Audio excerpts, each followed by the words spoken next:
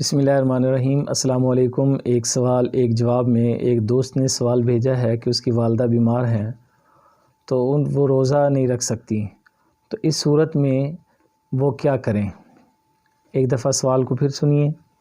ایک دوست نے یہ سوال بھیجا ہے کہ اس کی والدہ بیمار ہیں اور وہ روزہ رکھنے کے قابل نہیں ہیں، تو وہ کیا کریں؟ فدیہ دیں یا روزے کی قضا کا حکم ہے؟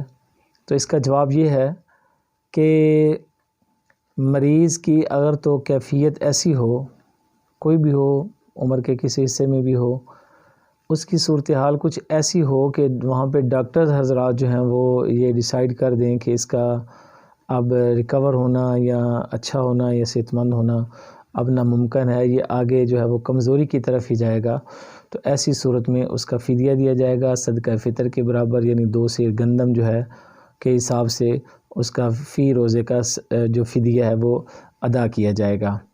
اور اگر صورتحال کچھ ایسی ہو کہ ڈاکٹر حضرات کا یہ کہنا ہو کہ یہ ٹھیک ہو جائیں گے اور 1 ماہ کے بعد یا 2 ماہ کے بعد یہ بالکل اپنی جو لائف ہے اس کو بڑے نارمل انداز میں گزاریں گے، تو ایسی صورت میں پھر ان کا جو ہے وہ روزہ قضا ہوگا، وہ فدیہ نہیں دے سکتے۔